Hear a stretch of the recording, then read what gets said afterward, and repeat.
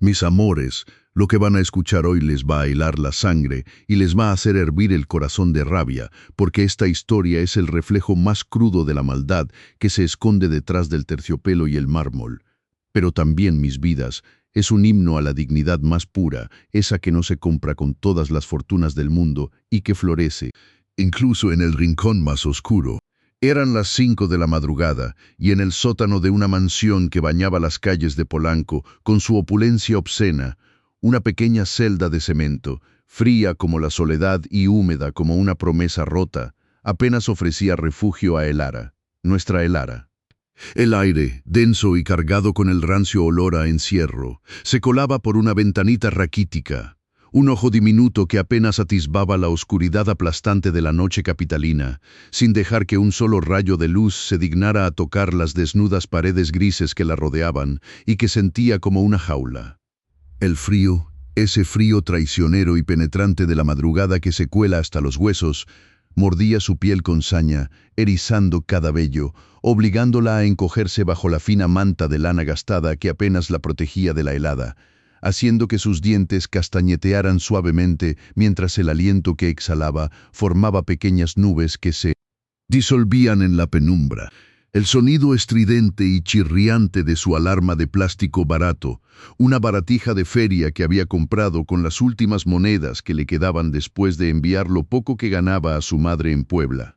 Rasgó el silencio con una violencia que la hizo sobresaltarse, el corazón palpitándole como un pájaro asustado en su pecho, llenando la boca con ese sabor metálico y amargo que solo el despertar brusco podía dejar, obligándola a estirar una mano entumecida para silenciar el cacareo electrónico que anunciaba el inicio de otro día agotador. Con un suspiro que arrancó desde lo más profundo de su alma, Elara se incorporó con lentitud.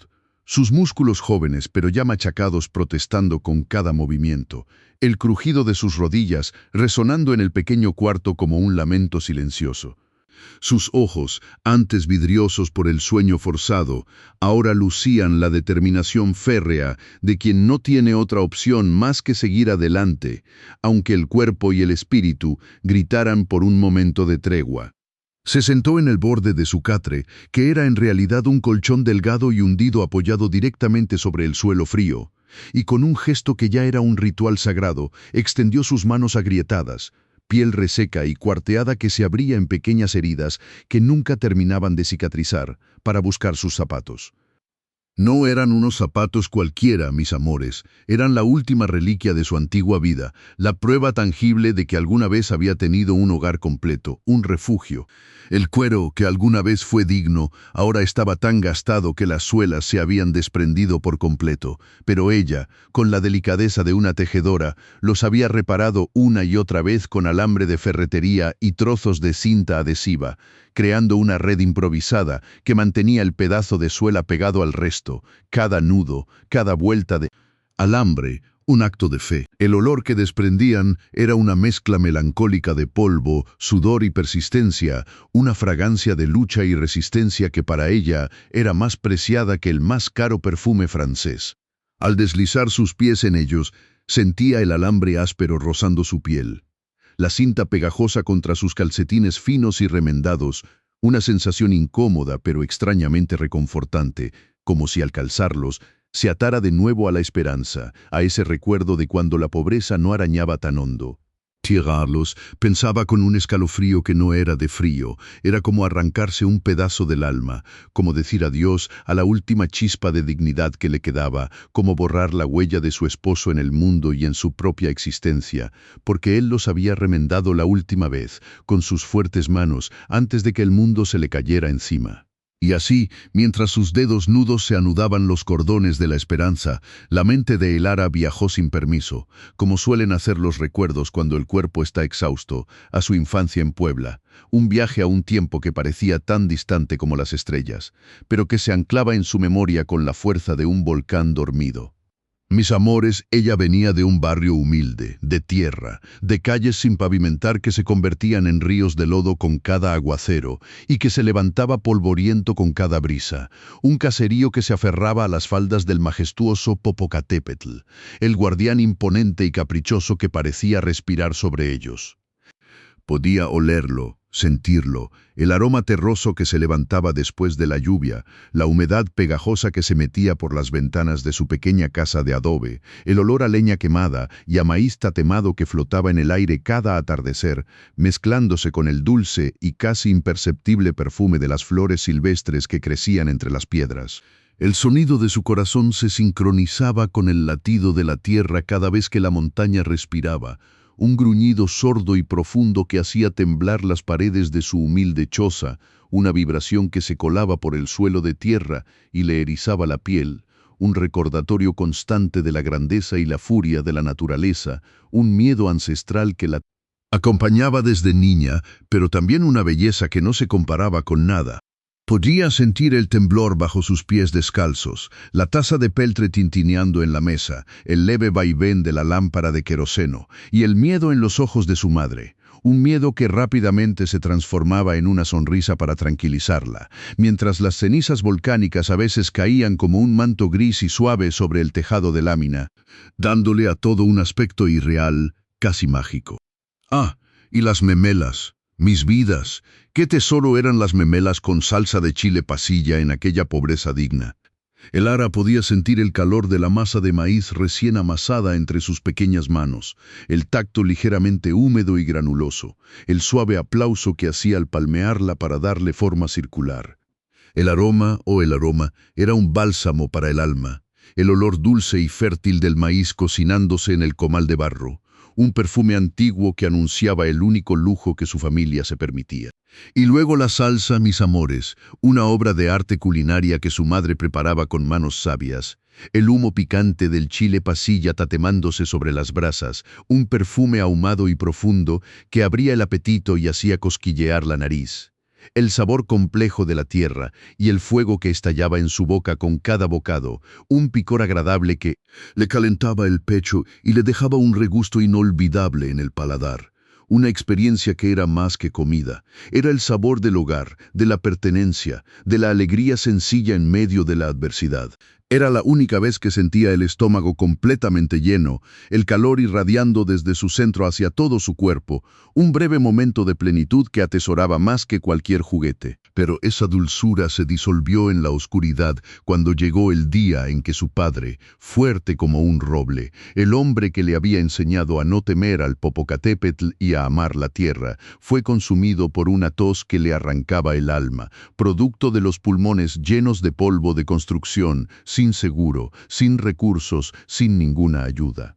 Recordaba el silencio helado que inundó la casa después de su último aliento, el olor persistente a eucalipto y a desesperación que se grabó en sus fosas nasales, el frío de su mano inerte cuando intentó tomarla, el peso repentino de un mundo sin su pilar, sin su sonrisa, sin el sonido de su guitarra por las noches. La imagen de la tierra roja de su barrio, que antes había sido su cuna, ahora era la tumba de su padre. Y el dolor de esa pérdida había sido el verdadero temblor que derrumbó su pequeña casita, su pequeño mundo, dejándola sola con su madre, con un agujero en el pecho que nunca terminó de cerrar. Una herida que el tiempo maquillaba, pero nunca curaba. El ara sacudió esos fantasmas del pasado con un parpadeo, devolviéndose a la realidad de la pequeña celda del sótano y al frío que le recordaba su presente desolador. Se puso de pie, su cuerpo sintiendo cada uno de los 28 años que la vida le había cargado de golpe, cada cicatriz invisible de las batallas diarias, y se dirigió hacia la salida. La escalera de servicio, estrecha y empinada, con sus escalones de cemento burdo que crujían bajo el peso de sus pasos lentos, era su ascenso particular al purgatorio cada mañana, el portal que la transportaba de su modesto infierno al paraíso prohibido de los ricos. Cada escalón era un esfuerzo, un recordatorio de la distancia abismal que existía entre su mundo y el de los dueños de la mansión. Podía sentir la rugosidad del cemento bajo la suela remendada de sus zapatos, el olor a humedad y a productos de limpieza concentrados que se intensificaba a medida que subía, un contraste brutal con el dulzón aroma a Chanel No. Films que ya empezaba a percibirse en los pisos superiores, luchando contra el penetrante tufo a cloro industrial que ella misma esparcía por todas partes. Y al llegar al piso principal, mis vidas, la diferencia era un golpe en la cara, un puñetazo brutal al sentido común, una bofetada que arde en la dignidad. El espacio se abría ante ella como un océano de lujo, un salón de techos de doble altura que se perdían en el firmamento de la ostentación, iluminado por la incipiente luz de la mañana que se colaba a través de ventanales de piso a techo, tan inmensos que parecían portales a otro universo. El mármol italiano de Carrara se extendía por el suelo como un espejo helado, un lienzo pulcro que reflejaba la magnificencia de candelabros de cristal Swarovski que colgaban del techo como racimos de diamantes, destellando con cada rayo de luz, mientras las cortinas de seda francesa, pesadas y majestuosas, parecían barrer el aire con su sola presencia. El aire, aquí arriba, era diferente. Frío, sí, pero un frío impostado, de aire acondicionado, mezclado con ese perfume caro y el agresivo olor del cloro que comenzaba a invadirlo todo, un aroma que para ella era el olor del trabajo, del sacrificio, de la deshumanización. Con un suspiro que se perdió en la inmensidad de la sala, Elara buscó su balde y sus paños, sus guantes amarillos de goma, el único escudo que la protegía del ardor químico y que se había convertido en un símbolo de su profesión, su dignidad, y se arrodilló, mis amores, con una humildad que dolía hasta el alma. El dolor fue instantáneo, un pinchazo agudo que se clavó en sus rodillas, ya cubiertas de callos duros y oscuros, testamento mudo de incontables horas pasadas en el mismo sacrificio. El frío implacable del mármol, liso y sin vida bajo sus gruesos pantalones de mezclilla, se filtró a través de la tela y le penetró hasta los huesos, un escalofrío que no pudo evitar, un frío que era tan familiar para ella como el de la lápida de su padre, un recuerdo punzante de la mortalidad y la fragilidad de la vida. El olor del cloro, crudo y potente, subió por sus fosas nasales como un puñetazo, irritándole la garganta, quemándole la nariz, provocándole una tos seca que intentó ahogar, y sus ojos, aún adormilados, se empañaron de forma involuntaria, una reacción física que no pudo evitar mientras el líquido blanquecino, traicionero y corrosivo, a pesar de los guantes, le dejaba una sensación de quemazón en las palmas.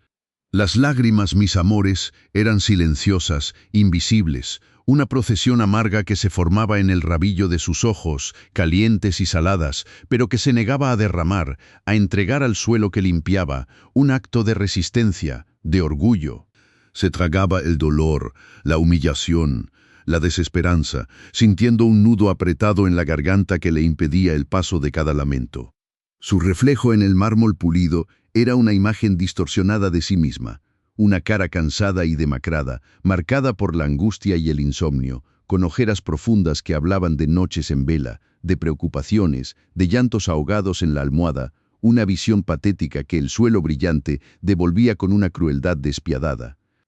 Y mientras frotaba y frotaba, los músculos de su espalda quejándose con cada movimiento circular, su mente vagaba, se perdía en un monólogo interno que era el eco de su alma herida. Era una viuda joven, mis amores, tan joven que la alegría apenas había tenido tiempo de arraigar en su corazón antes de ser arrancada de cuajo. Recordaba a su esposo, su risa ruidosa y sincera, el tacto áspero de sus manos obreras cuando la abrazaba, el olor a tierra y sudor de su piel que tanto amaba. Él había muerto en un andamio que se vino abajo como un castillo de cartas, una torre de sueños y esperanzas que se desplomó sin aviso, sin seguro médico, sin una red de seguridad que amortiguara su caída, dejándola a ella, a Elara, con una deuda tan pesada como una losa sobre su pecho y un bebé recién nacido en sus brazos, un pequeño ser que dependía enteramente de ella, de sus manos, de su escuálido salario de 3,000 pesos al mes. 3,000 pesos, mis amores, 3,000 pesos, mientras estaba de rodillas sobre un piso de mármol que costaba más que la vida entera de su familia, mientras su pequeño dormía en una cuna prestada, en un cuarto compartido con otras empleadas en la casa de su madre, ella se deslomaba para ganar esa miseria, para que a su hijo no le faltara un plato de frijoles. Pensaba en el pequeño Mateo, el niño de la casa, tan delgado y frágil, a pesar de vivir en esta opulencia desmedida, un niño que la buscaba a ella, a Elara, para que le contara cuentos, para que le diera un abrazo sincero, para que le hiciera sentir que alguien, al menos una persona en esa casa vacía de afectos, lo quería de verdad. Sentía una punzada de ternura por él, por ese Teo que la miraba con ojos que le recordaban a los de su propio hijo, una conexión invisible que trascendía las barreras de clase y de sangre, y se aferraba a esa ternura, a la imagen de su propio bebé, como a un ancla en medio de un mar embravecido. Cada golpe, cada humillación, cada gota de cloro que le quemaba las manos, cada dolor en sus rodillas maltrechas, todo, absolutamente todo, valía la pena si al final de la jornada podía enviar unos pesos a su madre para que comprara leche, para que su hijo no sintiera el mismo frío, el mismo hambre que ella había conocido, para que la pobreza no le robara la inocencia. Por él, por su pequeño, por su futuro incierto, ella aguantaría lo que fuera, se arrastraría de rodillas por todos los mármoles del mundo. Porque esos zapatos remendados con alambre, esos zapatos que seguía reparando una y otra vez, eran su promesa, su escudo, su dignidad. Y mientras el sol de la mañana comenzaba a filtrar sus hilos dorados por los ventanales, desvelando la inmensa belleza de la mansión, se escucharon, mis amores, unos pasos descendiendo por la gran escalera, un sonido hueco y presuntuoso que retumbó en la inmensidad del salón, un redoble de tambores que anunciaba la llegada de la tempestad, los tacones de Jimmy Choo de Mónica, nuestra villana, que se acercaba a ella como un depredador a su presa. Y Elara supo, con un escalofrío que le erizó la piel, que el día apenas estaba comenzando y que la crueldad no tardaría en mostrar su verdadero rostro. Mis amores, lo que van a escuchar hoy les va a helar la sangre y les va a hacer hervir el corazón de rabia, porque justo en ese instante en que Elara sentía el frío del mármol de Carrara calarle hasta los huesos, un eco metálico y estridente comenzó a resonar en el vasto salón, como si un ejército de pequeños cascos estuviera marchando sobre él. Silencio, cada impacto de los tacones de aguja sobre el pulido suelo era una sentencia, un grito de superioridad arrojado al aire con desdén, y Elara, arrodillada, con el olor penetrante a cloro todavía quemándole las fosas nasales, levantó apenas la vista para ver la silueta esbelta y altiva de Mónica descender por la monumental escalera, sus sandalias Jimmy Choo con plataforma de 18,000 pesos luciendo impecables, cada pulgada de su piel cubierta por una seda carísima que brillaba con una luz artificiosa,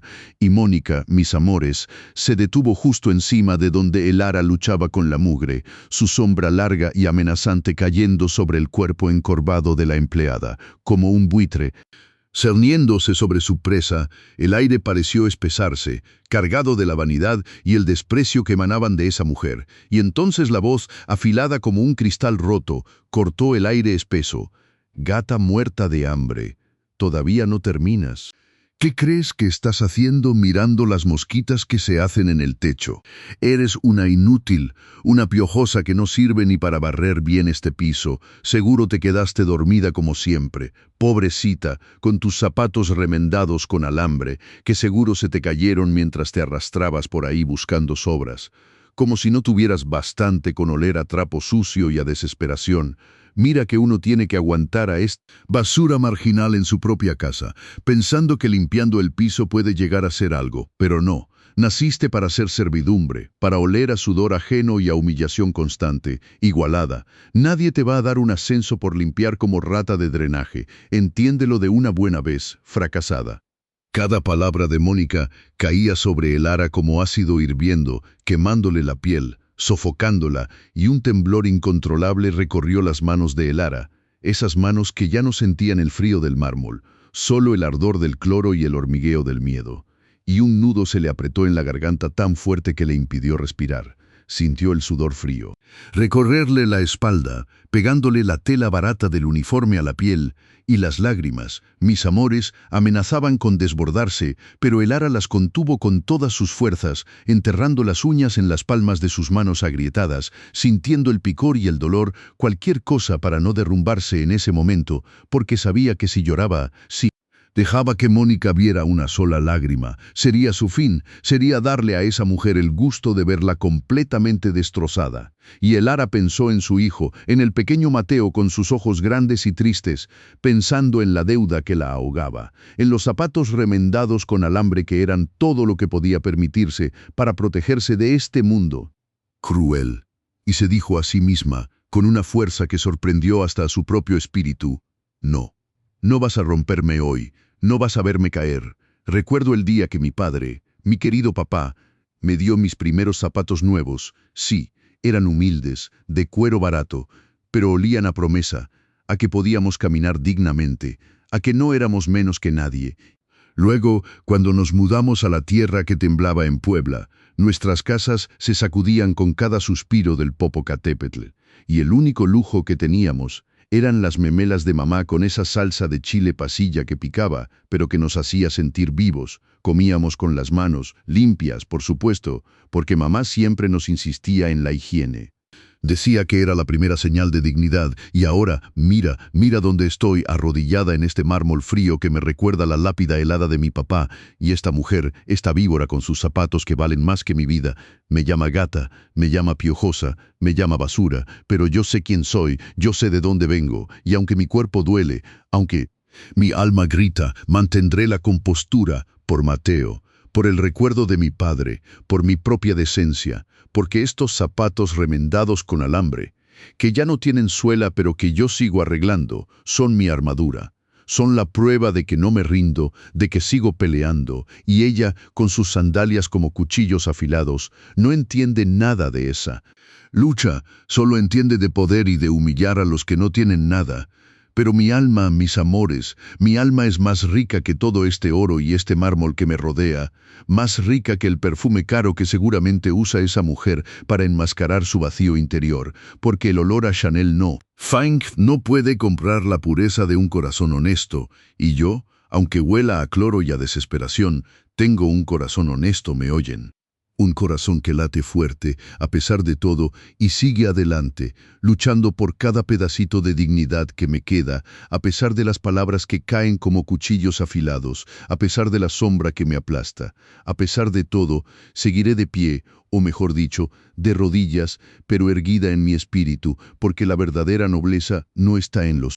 zapatos que se usan, sino en la forma en que se camina por la vida, con la frente en alto, aunque ese camino esté lleno de espinas y de insultos de víboras como ella. Mónica, mis amores, ni siquiera se inmutó, solo una sonrisa burlona se dibujó en sus labios finos, mientras observaba a Elara con una mirada de profundo desprecio, como si estuviera examinando un insecto molesto. Basura, eso es lo que eres, una maldita basura que se cree mucho por limpiar un piso ajeno. ¿Crees que porque te habla bien el patrón? Don Arturo, eres alguien. Ya, qué ilusa. Él solo te trata con cortesía porque sabe que te tiene atrapada, que no tienes a dónde ir, que eres una mosca pegada a la pared de esta mansión. Pero yo soy la que manda aquí, yo soy la que va a estar a su lado, no tú, que hueles a pobreza y a fracaso. Además, ese tu bebé. Seguro que está más limpio que tú, piojosa. Ni siquiera sabes cuidar de ti misma.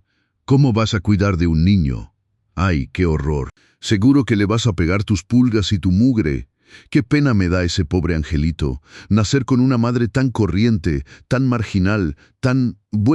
tú, una mujer que se arrastra por la vida, que no tiene aspiraciones, que se conforma con ser una sirvienta. ¡Qué vergüenza! Deberías irte a tu pueblo de tierra a seguir comiendo tus memelas de pobre, porque aquí, mi amor, aquí no perteneces. Aquí eres un adorno innecesario, un error de fabricación, una mancha en el mármol impecable de mi vida, y no voy a permitir que tu mugre me contamine. Así que lárgate de mi vista, muerta de hambre, y termina de limpiar, si es que tus manos de albañil sucias pueden hacer algo más que ensuciar aún más este lugar. Las palabras resbalaban de la boca de Mónica como veneno puro. Cada sílaba era una puñalada en el corazón de Elara. Pero ella, mis amores, apretó los puños con más fuerza, sintiendo el roce áspero de las costuras de sus zapatos remendados contra las palmas de sus manos. Un dolor familiar, un recordatorio constante de su lucha, y mientras Mónica esperaba impaciente con los brazos cruzados, su mirada recorriendo cada centímetro del salón como si estuviera evaluando su valor, Elara, con un esfuerzo sobrehumano, se obligó a concentrarse en el brillo del mármol, en el olor a cloro que, aunque le quemaba, era un aroma de trabajo, de sustento, de esperanza, y pensó en el día que su esposo, su amado esposo, con sus manos fuertes y cálidas, Le prometió un futuro mejor, un futuro donde nunca más tendrían que preocuparse por el dinero, por la comida, por un techo seguro, y ese recuerdo, mis amores, ese recuerdo se sentía como un bálsamo en medio de esa tempestad de crueldad, pero la realidad, la cruda y despiadada realidad, la sacudió de nuevo con la voz de Mónica: «Muévete, animal. No tengo todo el día para verte sufrir. Mi paciencia se agota y mi paciencia gata es muy, muy limitada». Mis amores, lo que van a escuchar hoy les va a helar la sangre y les va a hacer hervir el corazón de rabia, porque después de la orden cruel de esa víbora demónica, Elara, sintiendo cómo el dolor se le anudaba en la garganta hasta hacerle imposible tragar, se apresuró a levantarse sobre sus rodillas. El roce del mármol frío contra la piel de sus piernas desnudas por el delantal le provocó un escalofrío que nada tenía que ver con la temperatura de la mansión. Era el frío de la humillación que se metía hasta los huesos. Y mientras su cuerpo se movía mecánicamente, su mente se aferraba a las palabras de su madre, palabras que resonaban en su memoria con la fuerza de un trueno en una noche de tormenta. Elara, mi niña, nunca te avergüences de tus manos sucias por el trabajo honrado, porque son las manos que te dan de comer a ti y a los tuyos. Las manos que construyen un futuro, no como las de esas mujeres que se venden por un plato de lentejas, pero que al final no tienen nada, ni valor, ni respeto, ni nada que les quede más que el vacío y el rencor. Esas palabras, mi gente querida, eran el escudo de Elara, un escudo invisible contra las balas de crueldad que esa mujer disparaba sin piedad, y ella, con el corazón latiéndole desbocado en el pecho, se apresuró a tomar el plumero, el aire cargado de un perfume dulzón y empalagoso, el Chanel número 5 de Mónica, una fragancia que para Elara olía a envidia y a perversidad, una mezcla insoportable que se adhería a sus fosas nasales como el hollín de una chimenea vieja, y se dirigió con paso tembloroso hacia uno de los enormes ventanales de cristal, cada panel tan frío al tacto como una lágrima congelada. El sol de la mañana apenas empezaba a filtrarse, tiñendo el mármol de un brillo pálido, que no lograba disipar la sombra que se cernía sobre el alma de Elara. Pero justo cuando iba a empezar a limpiar, la vil Mónica, con su voz chillona, sacó su celular reluciente, uno de esos teléfonos que brillaban más que el oro, y marcó un número, probablemente una de sus cómplices, una de esas mujeres huecas que solo buscaban un buen partido, y, para desgracia de Elara, puso el teléfono en altavoz, como si quisiera que todo el mundo escuchara su depravación. «Ay, amiga, sí, soy yo. La princesa del castillo de don Arturo», empezó Mónica, su risa resonando como cristales rotos en el silencio sepulcral, un sonido que perforaba los tímpanos y el alma de Elara. «Ay, amiga, si vieras a la gata. ¿Qué tenemos aquí? Jajaja. Es el colmo de la miseria, de verdad, de lo peor. Pero espérate que te cuento, porque esta tipa es una cosa que ni te imaginas. O sea, se supone que es la empleada, pero creo que vive aquí, y lo peor es que se cree mucho, jajaja. Como si fuera de la familia, anda vestida con sus trapos viejos, pero eso sí, con una cara de pobrecita que da. No sé.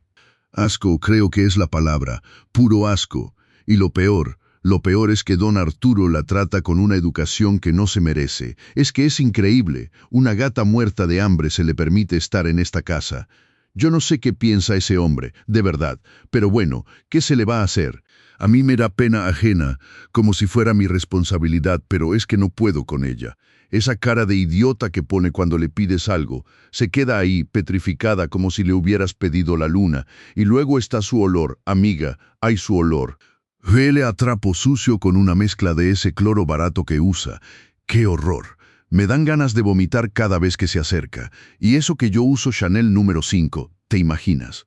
Lo que tiene que ser su vida. Debe vivir en un basurero. Esa piojosa. Y ni hablar de sus manos, Dios santo. Secas, agrietadas, como de bruja mala. Seguro que no se lava las manos nunca. ¡Qué asco! Me da urticaria de solo pensarlo. Cada palabra de Mónica caía sobre Elara como ácido hirviendo, quemando su piel, su alma, todo su ser. El dolor físico se manifestaba en un temblor incontrolable de sus manos, que intentaba disimular apretando el plumero con tanta fuerza que sus nudillos se volvieron blancos. El nudo en su garganta se hizo tan grande que sintió que se ahogaba. Sus ojos se llenaron de lágrimas silenciosas, un torrente de pena y rabia que amenazaba con desbordarse, pero se obligó a mantener la compostura, a no darles el gusto de verla llorar, de verla rota, y se aferró a las palabras de su madre una vez más. Dignidad, Elara. Ten dignidad. El trabajo honrado te da la fuerza para levantarte cada mañana. Incluso cuando el mundo te quiere hundir en el lodo. Ese recuerdo, mis amores, era un faro en medio de la oscuridad, un recordatorio de quién era ella, de dónde venía y de por qué luchaba, porque no era una gata. Era una madre, una viuda, una trabajadora, y merecía respeto, sin importar sus zapatos remendados con alambre, sin importar el sueldo raquítico que recibía. Su valor no estaba en su ropa o en su dinero, sino en su corazón y en su esfuerzo. Y esa descarada no se lo iba a quitar. Y justo en ese momento de profunda humillación, cuando Elara sentía que las paredes del lujoso salón se cerraban sobre ella, que el mármol se la iba a tragar, una pequeña figura apareció tímidamente por la puerta del salón. Era Mateo, el pequeño tesoro de don Arturo, el niño que era como un rayo de sol en la sombría vida de Elara, sus ojitos, curiosos y tristes buscando a su nana, y al ver a Elara parada allí, con el cuerpo tenso y la mirada perdida, corrió hacia ella, sus piernitas cortas moviéndose con una urgencia adorable, y se aferró a las piernas de Elara, enterrando su carita en el delantal, sus brazos pequeños rodeándola con la fuerza de un oso perezoso. «Nana, te quiero», susurró el niño, su voz dulce y melódica como un arroyo de montaña. «Nana, no te vayas», y Elara sintiendo el calorcito del pequeño cuerpo contra ella, un calor que le devolvía la vida, sintió que las lágrimas que había estado conteniendo por tanto tiempo finalmente se derramaban, pero esta vez no eran lágrimas de dolor o de humillación, sino de amor y de gratitud, un bálsamo en su herida. Y mientras acariciaba el suave cabello del niño, sintió la fuerza renacer en su interior. La fuerza de esa madre que, a pesar de todo, seguía en pie, luchando por él, por su futuro, pero la felicidad de ese instante, mis amores, fue efímera, porque la presencia malévola de Mónica aún flotaba en el aire, como un veneno, y al ver la escena, su rostro se contrajo en una mueca de puro odio y desprecio. «Quita a ese mocoso de ahí, Elara», gritó Mónica, su voz rasposa y autoritaria, como el chirrido de una rata en la oscuridad. «No te atrevas a tocar a mi futuro hijastro con tus sucias manos de piojosa». Y antes de que Elara pudiera reaccionar, antes de que pudiera proteger al niño, Mónica se lanzó hacia ellos, sus sandalias Jimmy Choo resonando en el mármol como pasos de juicios. «Suéltalo, desgraciada», gritó, y con una fuerza inesperada, tiró de Mateo, arrancándolo bruscamente de los brazos de Elara. El pequeño lanzó un grito ahogado de sorpresa y dolor, sus ojitos llenándose de lágrimas al sentir la mano áspera de Mónica sujetándolo por el brazo. «No toques a esa piojosa, Mateo. Es una basura, una marginal, te va a enfermar». Mónica seguía gritando, su rostro enrojecido por la furia, su voz convertida en el eco de la crueldad. Y Mateo, mi gente, el pequeño Mateo, se debatió entre los brazos de la villana, su corpecito temblando de miedo y tristeza. Sus lágrimas caían a borbotones sobre el pulcro y carísimo vestido de Mónica, lágrimas amargas de impotencia, de ver a su nana, a la que tanto quería ser maltratada, de sentir el miedo de esa mujer que ahora lo sujetaba con tanta fuerza. Elara, congelada por el horror, vio cómo su pequeño Mateo era alejado de ella, su corazón apretándose en un puño de angustia, y el sonido de sus sollozos resonaba en el vasto salón como el lamento de un alma perdida, un sonido que prometía romper la barrera de la distancia y del miedo, un sonido que se clavaba en el pecho de Elara como un puñal helado. Mis amores, lo que van a escuchar hoy les va a helar la sangre y les va a hacer hervir el corazón de rabia, porque cuando aquel grito desgarrador de Mateo se acalló en la lejanía, arrastrado por la dura mano de Mónica que lo alejaba de Elara, un silencio denso y sofocante cayó sobre el salón, un silencio que vibraba con la amenaza contenida, con la furia apenas disimulada de la villana, y Elara, la pobre Elara, sintió cómo su pecho se contraía en un doloroso espasmo, la imagen del pequeño Mateo, con su carita empapada en lágrimas y sus bracitos extendidos hacia ella, se le clavaba en el alma como un puñal helado. dejándola sin aliento, sin poder pronunciar una sola palabra de consuelo, ni de rebeldía. Solo el eco de la crueldad de Mónica retumbaba en sus oídos, las palabras hirientes que se repetían una y otra vez, desgarrándole la poca paz que le quedaba y con el corazón en un puño de angustia. Con la vista nublada por las lágrimas que se negaba a derramar, el ara se levantó con lentitud del frío mármol, sus rodillas adoloridas, protestando con cada movimiento. El mármol de Carrara, tan pulcro y brillante, ahora se sentía como una extensión de su propia desdicha, como una lápida fría que anunciaba el fin de su tranquilidad. Y sin levantar la vista, con la espalda encorvada bajo el peso de la humillación, la mujer se dirigió hacia la cocina, arrastrando sus zapatos, remendados con alambre que crujían dolorosamente con cada paso. Esos zapatos que eran más que calzado, eran un último vestigio de su historia, un recordatorio constante de que una vez tuvo un hogar, un amor, una vida que no estaba marcada por el desprecio y la miseria, y el aroma dulzón del Chanel No. 5 de Mónica se mezclaba con el olor acre del cloro en el ambiente, una combinación nauseabunda que le revolvía el estómago, anunciándole que la desgracia, mis amores, apenas estaba comenzando. En la vasta cocina, un espacio que era casi tan grande como su humilde casita en Puebla, el ara se movía con el automatismo de la costumbre. Sus manos, ya acostumbradas a la rudeza del trabajo, se hundían en el agua caliente. El vapor que ascendía le picaba los ojos. Pero ella lo agradecía. Era una pequeña distracción para las imágenes que la asaltaban sin cesar. El rostro asustado de Mateo, la sonrisa cruel de Mónica, el nudo apretado en su garganta que no la dejaba respirar con normalidad. El aroma a jabón industrial que usaba para limpiar las ollas no lograba disipar el hedor a perfume y desprecio que aún percibía en sus fosas nasales, el brillo metálico de los utensilios de acero, inoxidable, tan pulcros y resplandecientes, contrastaba con la opacidad de sus propias uñas, rotas y manchadas por el interminable trajín. El frío del mármol de las encimeras se filtraba por sus mangas, recordándole la temperatura del suelo del salón donde acababa de arrodillarse. Y ella, mis amores, sin sospechar ni por un instante la vileza que se gestaba, se dedicaba a sus tareas, a pelar papas para el almuerzo de don Arturo y el pequeño Mateo. Sus pensamientos se desviaban hacia su propio hijo, ese pedacito de su alma que esperaba por ella en el barrio lejano de Puebla, ese niño que era el motor de su existencia, la fuerza que la impulsaba a soportar cada día de trabajo extenuante, cada humillación, para poder enviarle aunque fuera unos cuantos pesos para que no le faltara un plato de frijoles, para que no sintiera el hambre que ella conoció tan bien en su infancia, cuando el Popocatépetl rugía y la tierra temblaba, y sus padres solo podían ofrecerle un puñado de memelas con salsa de chile pasilla,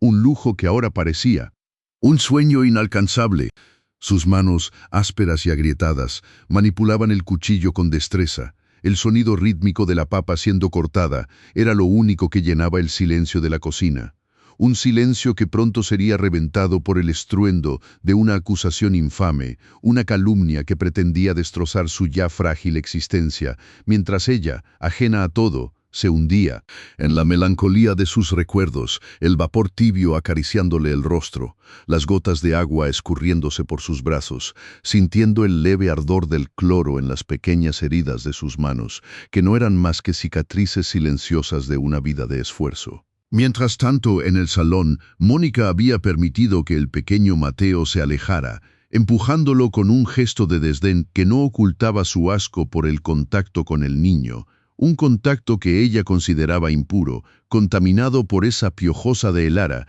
y con la cabeza erguida, los ojos brillantes con una malevolencia que le daba un brillo perverso a su rostro afilado, esperó a que el sonido de los zapatos remendados de Elara se perdiera por completo en los intrincados pasillos que conducían a la cocina antes de moverse. Sus tacones Jimmy Choo, que antes resonaban como tambores de guerra, ahora se deslizaron con una suavidad mortuoria sobre el mármol pulido. Su cuerpo delgado como un alfiler se movía con una agilidad felina, calculando cada paso, cada movimiento, como una depredadora que acecha a su presa. El silencio que la rodeaba era pesado, casi palpable, y ella lo disfrutaba, saboreando el momento de la venganza que se dibujaba en su mente con una precisión cruel. Cruzó el vasto salón con sus ventanales de piso Techo donde los rayos del sol de la mañana ya se colaban, proyectando sombras alargadas que danzaban macabras a su alrededor, y se dirigió hacia el ala de servicio con una determinación fría. Sus labios finos se curvaron en una sonrisa apenas perceptible, una mueca de satisfacción que revelaba la oscuridad de su alma, el candelabro de cristal. Swarovski sobre sus cabezas parpadeó con un brillo momentáneo, como si el propio universo contuviera la respiración ante la maldad que estaba a punto de desatarse. El despacho de don Arturo, un santuario de madera de ébano y tecnología de punta, estaba discretamente ubicado junto a la biblioteca, y Mónica, que se conocía cada rincón de la mansión como la palma de su mano, se deslizó hasta la puerta con la facilidad de una sombra. El pomo de bronce se sintió frío y macizo entre sus dedos largos y finos. Su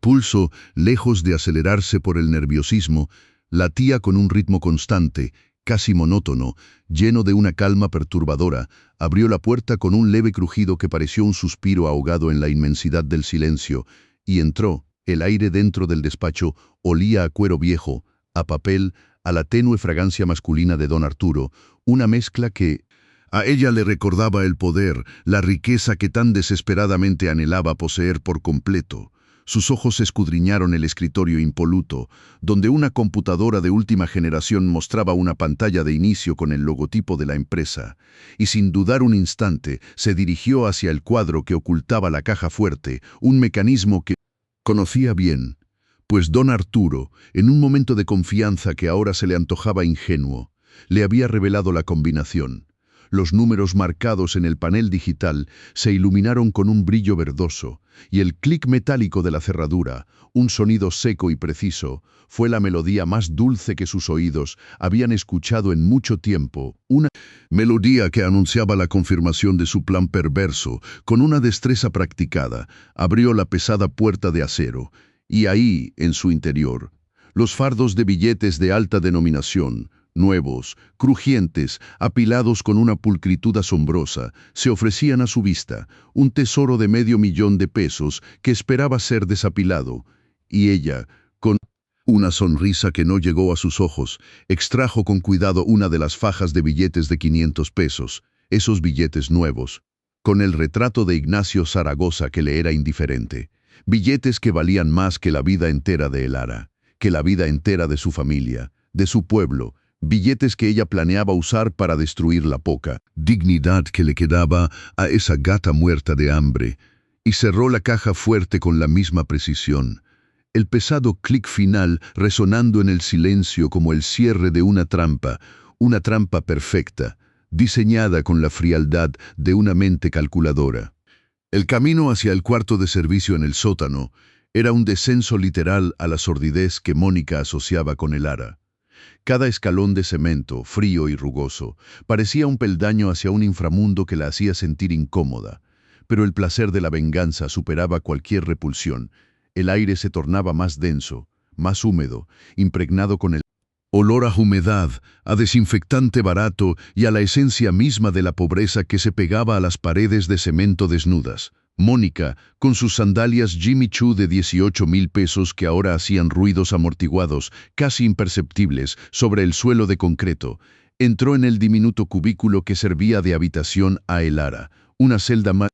que un cuarto, con una ventanita exigua que apenas permitía el paso de un rayito de luz tenue y amarillenta. Sus ojos, acostumbrados a la opulencia de las telas de seda francesa y el brillo del mármol, se posaron con un desprecio apenas disimulado en las pocas pertenencias de Elara, un colchón delgado, hundido en el centro, cubierto por una manta raída que no lograba ocultar las manchas de humedad en la pared. El aire, mis amores, era tan frío que lograba colarse incluso a través de la piel de Mónica, erizándole los brazos. Pero la anticipación de la victoria la mantenía cálida, inmune. Su mirada se detuvo en los zapatos remendados con alambre que yacían en un rincón, los mismos zapatos que Elara usaba a diario, esos que parecían hechos de miseria y resistencia. Los tocó con la punta de su sandalia, una sensación de asco recorriendo su cuerpo ante la idea de la suciedad, de la pobreza intrínseca que emanaban, esos trozos de cuero y alambre que eran el emblema de la dignidad de Elara, y que para Mónica eran solo la prueba irrefutable de su condición de marginal, de corriente, de basura. Una sonrisa se dibujó en sus labios mientras observaba la insignificancia de lo que poseía aquella mujer, apenas un pequeño rosario de cuentas gastadas, de madera lisa y pulida por el roce constante de los dedos de Elara, que descansaba sobre una mesita improvisada hecha de cajas apiladas y una fotografía pequeña, descolorida, que mostraba a un hombre joven de sonrisa franca y a un bebé envuelto en una mantita, la imagen del esposo y el hijo de Elara. Una imagen que provocó una punzada de celos irracionales en el corazón helado de Mónica. ¿Cómo era posible que esa muerta de hambre pudiera tener un amor verdadero? Una familia, mientras ella, Mónica, la sofisticada, la elegante, la envidiada, se sentía tan vacía por dentro, tan dependiente de la atención de don Arturo. Con una lentitud deliberada, casi ritual, Mónica desdobló la faja de billetes de 500 pesos que había sustraído del despacho. El papel crujió con un sonido seco, como si se tratara de hojas secas en un otoño cruel, y comenzó a distribuirlos, uno por uno, con la precisión de un cirujano, debajo del colchón delgado y hundido, la tela áspera de la funda, que olía a encierro y a poco, mordiendo las yemas de sus dedos a través de sus finas uñas pintadas de rojo vibrante. El roce del papel contra el algodón raído era casi imperceptible, pero para Mónica era la sinfonía de su triunfo. Deslizó otros billetes dentro de los zapatos de Elara, entre el alambre y la suela desprendida, sintiendo la dureza del cartón improvisado que la gata usaba como plantilla,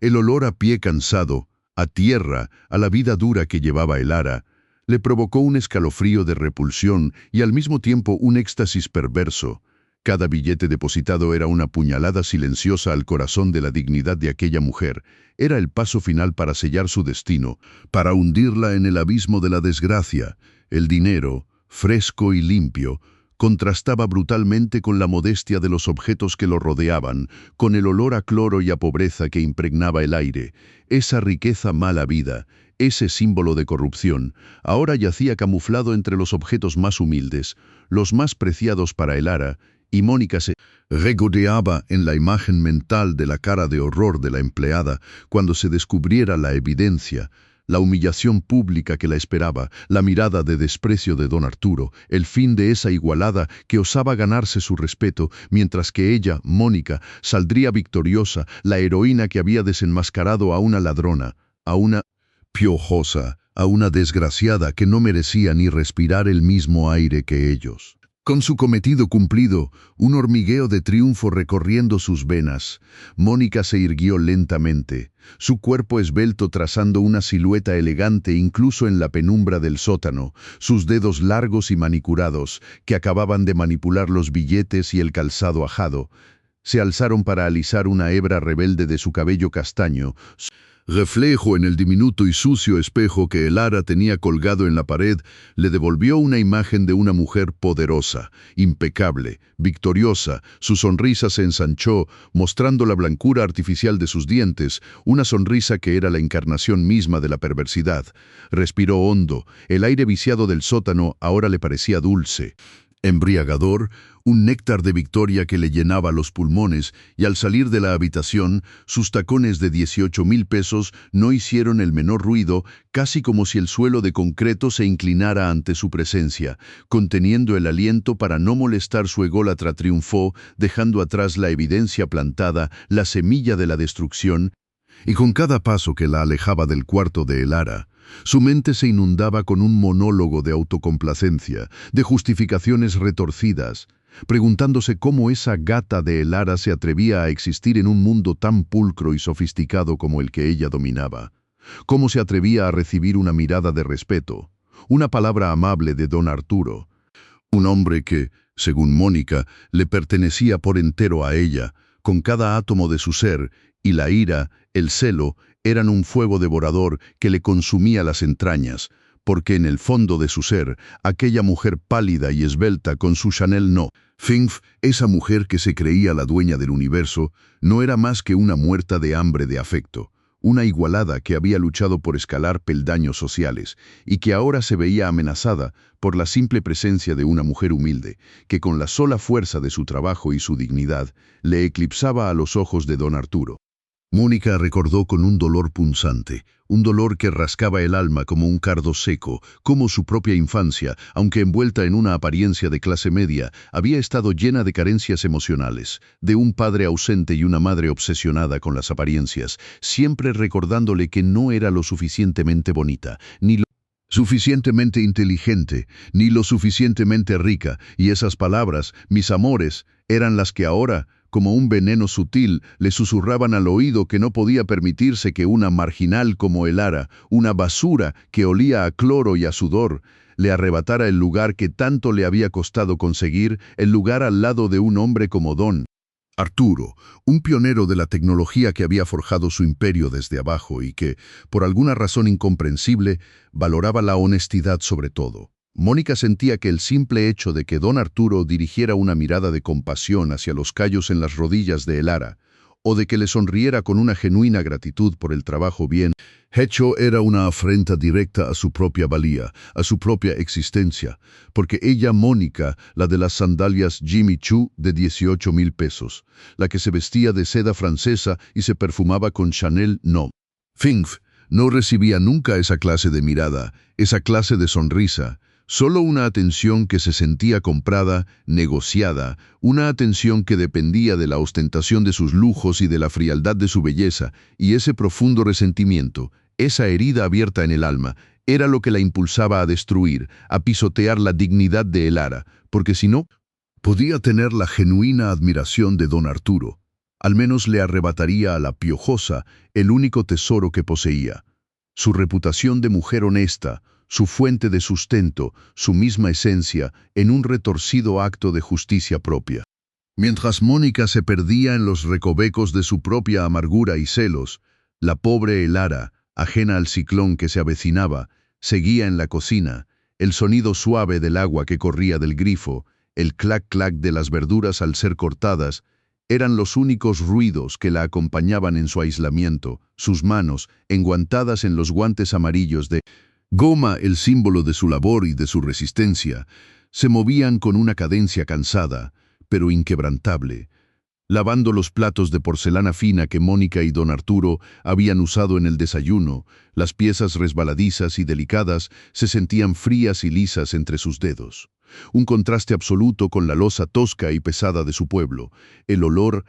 limón del jabón de trastes llenaba el aire, intentando sin éxito borrar el hedor del desprecio que aún persistía en sus recuerdos. El brillo de los cristales relucientes que colgaban en el escurridor le recordaba los candelabros de Swarovski del salón, una riqueza inalcanzable, una belleza fría y distante, y ella, mis amores, seguía sumergida en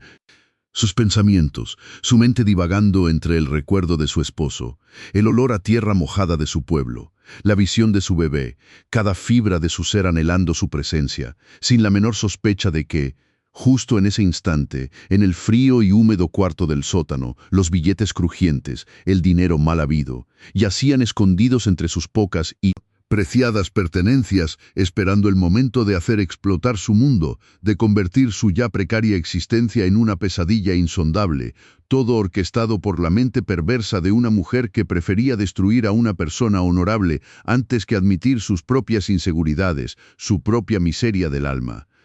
Mis amores, lo que van a escuchar hoy les va a helar la sangre y les va a hacer hervir el corazón de rabia, porque la maldad tiene muchas caras, pero la de Mónica, ay, ay, ay, es la más afilada, la más cruel, la que se disfraza de seducción para esconder un alma podrida hasta la médula. Un alma tan vacía que necesitaba robarle la poca dignidad a una mujer que lo único que tenía en el mundo eran sus manos curtidas por el trabajo y el amor inmenso por su hijo. Ese niño inocente que apenas empezaba a balbucear y que era lo único que le daba fuerzas a Elara para levantarse cada mañana de ese colchón duro y frío en el sótano,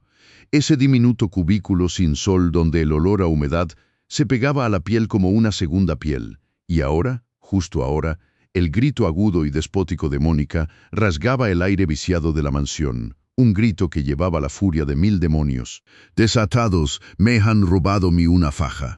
Resonaba en los techos de doble altura, las palabras caían como un látigo invisible sobre los corazones oprimidos de todos los presentes. Desde la cocinera hasta el jardinero, todos se congelaron en sus puestos, las caras pálidas, los ojos desorbitados por el terror y la incredulidad. El miedo flotaba en el ambiente como un perfume espeso y, nauseabundo, cada uno imaginando las peores consecuencias, porque en esta casa, mis amores, la ira de la señora Mónica era tan temida como un terremoto, y de repente, como si un rayo hubiera caído sobre la sala de mármol de Carrara, todos los ojos se clavaron en el ara, que aún estaba arrodillada cerca de la puerta del servicio, el delantal sucio, de cloro, las manos temblando, no por el frío, sino por el pánico que le invadía como un veneno corrosivo. Y Mónica, con esa sonrisa torcida que le deformaba el rostro, se paseó con sus sandalias Jimmy Choo, el sonido de los tacones golpeando el mármol como tambores de guerra, anunciando la ejecución. Se detuvo frente a el ara, sus ojos de hielo, clavados en los de la pobre empleada, y con una voz cargada de veneno y humillación, sentenció: Tú lo hiciste, ¿verdad? Gata muerta de hambre. Tú, la piojosa de Puebla que cree que puede venir aquí a robar a los que la alimentamos. Las palabras, mis amores, caían como ácido hirviendo sobre la piel de Elara. Cada sílaba era un golpe bajo que la hacía tambalearse, pero ella, aferrándose a la poca dignidad que le quedaba, levantó la vista, las lágrimas corrían sin control por sus mejillas surcadas por el sol y la preocupación, y con voz quebrada pero firme, juró: No, señora. Yo no he robado nada, soy inocente, se lo juro por mi hijo, por mi difunto esposo. El cuerpo de Elara se sacudía, un temblor profundo que recorría cada músculo, desde la punta de sus dedos, que apretaban con fuerza los guantes amarillos de goma, hasta la planta de sus pies, clavados en el mármol frío, un frío que le recordaba la lápida de su padre, ese hombre bueno que murió trabajando, sin un centavo y sin un adiós decente, dejándola a ella, a su pequeña y a un puñado de deudas. Y ahora este infierno, este calvario, esta acusación infundada que la estaba destrozando por dentro, el nudo en su garganta era tan grande que apenas podía respirar, apenas podía articular palabra. Pero la rabia en la voz de Mónica crecía. Inocente, dice. Claro que lo dices, pero vamos a ver la verdad. Y con un gesto imperioso señaló a dos de los guardias de seguridad. Traigan sus cosas, ahora mismo. Los empleados obedecieron con miedo. Sus rostros reflejaban la pena de ver a Elara en semejante aprieto, y poco después, bajo las órdenes de Mónica, todas las escasas pertenencias de Elara fueron volcadas sobre una mesa de caoba pulida, la ropa desaliñada, el pequeño juguete de madera de Mateo, los útiles de limpieza, y entre todo aquello, como un insulto final, aparecieron varios fajos de billetes recién impresos, crujientes como hojas secas al viento, perfectamente doblados, escondidos debajo del delgado colchón que servía de cama para Elara. Uno dentro de un zapato viejo remendado con alambre, otro en un bolsillo del delantal de trabajo, como si la maldad hubiera querido coronar su obra. Maestra, y un silencio sepulcral envolvió la estancia. Un silencio tan denso que podía casi escucharse el latido acelerado de los corazones aterrados, el sonido de la dignidad rota de Elara, la evidencia irrefutable que Mónica había plantado con sus propias manos mañosas, y en medio de ese mutismo opresivo, Mónica dio un paso adelante, alzó la mano y con toda la fuerza de la que era capaz, abofeteó a Elara en la cara, un golpe seco y brutal que hizo que la pobre mujer cayera de rodillas, su mejilla ardía, no solo por el impacto físico, sino por la humillación máxima, la ignominia de ser acusada de ladrona y golpeada delante de todos. Su mundo entero se desmoronaba. Los recuerdos de Puebla, de su casa humilde donde el olor a chile pasilla perfumaba las mañanas, donde el volcán susurraba historias antiguas, se sentían ahora tan lejanos, tan irrecuperables, como si pertenecieran a otra vida, a otra Elara que nunca había conocido el sabor amargo de la injusticia, y mientras las lágrimas continuaban brotando, no de tristeza, sino de rabia contenida y de desesperación, se aferró a sus guantes amarillos de goma como a un salvavidas en medio de una tormenta, sintiendo el látex áspero contra su piel agrietada, un recordatorio de que, a pesar de todo, ella aún era una trabajadora honesta, y la pregunta retumbaba en su mente: ¿cómo pudo llegar a esto? ¿Cómo una mujer podía ser tan cruel, tan desalmada, al punto de arruinar la vida de otra por pura envidia y mezquindad? Al punto de que ese pequeño Mateo, su Teo, que la miraba desde su escondite detrás de las cortinas de seda, fuera testigo mudo de tanta bajeza, de tanta vil traición. El olor a Chanel no.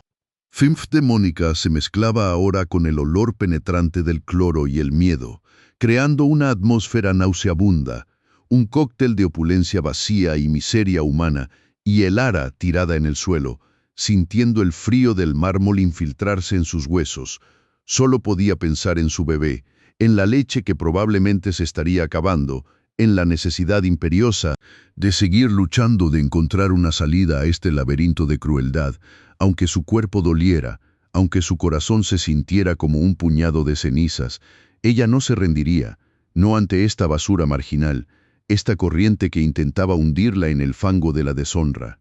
Y que ese pequeño Mateo, su Teo, que la miraba desde su escondite detrás de las cortinas de seda, fuera testigo mudo de tanta bajeza, de tanta vil traición. El olor a Chanel no. Fifth de Mónica se mezclaba ahora con el olor penetrante del cloro y el miedo, creando una atmósfera nauseabunda, un cóctel de opulencia vacía y miseria humana. Y Elara, tirada en el suelo, sintiendo el frío del mármol infiltrarse en sus huesos, solo podía pensar en su bebé, en la leche que probablemente se estaría acabando, en la necesidad imperiosa de seguir luchando, de encontrar una salida a este laberinto de crueldad, aunque su cuerpo doliera, aunque su corazón se sintiera como un puñado de cenizas. Ella no se rendiría, no ante esta basura marginal, esta corriente que intentaba hundirla en el fango de la deshonra. Y mientras Elara se desmoronaba lentamente sobre el frío e inmisericorde mármol de Carrara, un mármol que, con su pulcritud gélida, le recordaba la lápida recién pulida de un familiar lejano, pero que para ella era ahora la de su propia dignidad, el pequeño Mateo, con sus ojos enormes y oscuros brillando con lágrimas silenciosas, se aferraba con fuerza a las gruesas cortinas de seda francesa que lo ocultaban de la vista de Mónica, sintiendo cómo la suavidad lujosa de la tela se raspaba contra sus mejillas tensas. El polvo fino de las fibras, imperceptible a simple vista, le cosquilleaba en la nariz, pero él no se atrevía a estornudar, no se atrevía a emitir el más mínimo sonido que, delatara su presencia, temblaba como una hoja recién caída de su rama, un temblor que no era de frío sino de terror, de una angustia desgarradora que oprimía su pequeño pecho hasta el punto de casi no dejarle respirar, el sonido agudo y perverso de la voz de Mónica, aquella mujer de cara afilada como navaja y cejas permanentemente fruncidas, taladraba los oídos, la sentía como una aguja caliente atravesándole el alma, una voz que prometía castigo y destrucción, y su corazón diminuto latía desbocado, como un colibrí atrapado en una jaula de cristal, sintiendo el sabor metálico del miedo en el fondo de su garganta, un gusto amargo que se mezclaba con el recuerdo dulzón de los cuentos que Elara le susurraba por las noches, cuentos de estrellas y de justicia, de héroes que siempre salvaban el día.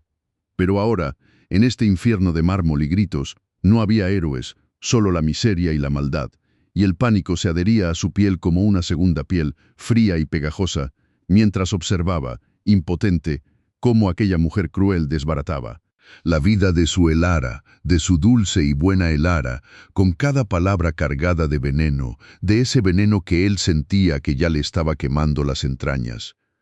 «Llamen a la policía, ahora mismo. Esta gata ladrona no se va a escapar. Que sienta el peso de la ley, esta piojosa, esta desgraciada que ha osado robar en mi casa, en esta mansión donde no merece ni limpiar los baños». La voz de Mónica se desgarró, cortando el aire ya denso con una furia desquiciada. Cada palabra era una bofetada invisible que resonaba en el amplio salón, rebotando en los techos de doble altura y los candelabros de cristal Swarovski, creando un eco macabro que parecía querer burlarse de la miseria de Elara y los otros empleados, inmóviles.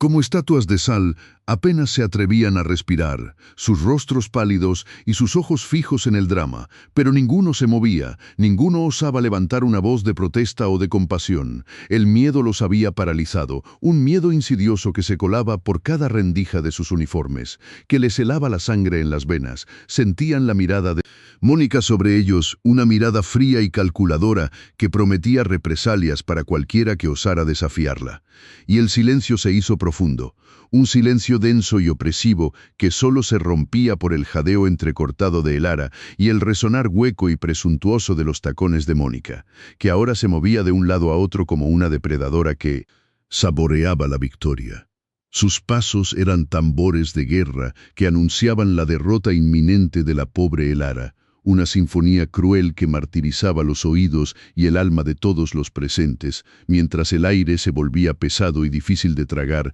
cargado con el hedor acre del cloro que Elara había usado para limpiar, mezclado con el dulzón y empalagoso aroma del Chanel No. Fink de Mónica, un perfume que ahora le parecía a Elara el olor de la hipocresía y la maldad, un aroma que se quedaría para siempre grabado en su memoria, como el olor de la humillación más profunda. Elara se encogió todavía más sobre sí misma, sus rodillas ya rojas y laceradas por horas de fregar el mármol italiano de Carrara, se hundieron un poco más en la dura superficie. Un dolor punzante y agudo que le recorría los huesos hasta la cintura, una punzada que era minúscula comparada con la herida abierta en su alma. Las lágrimas, gruesas y calientes, resbalaban por sus mejillas sucias y se mezclaban con el sudor. La salinidad de ellas le irritaba las comisuras de la boca, y en un acto instintivo de desesperación, llevó sus manos temblorosas hacia sus viejos zapatos remendados con alambre, aquellos zapatos que eran casi la única reliquia material de su vida anterior,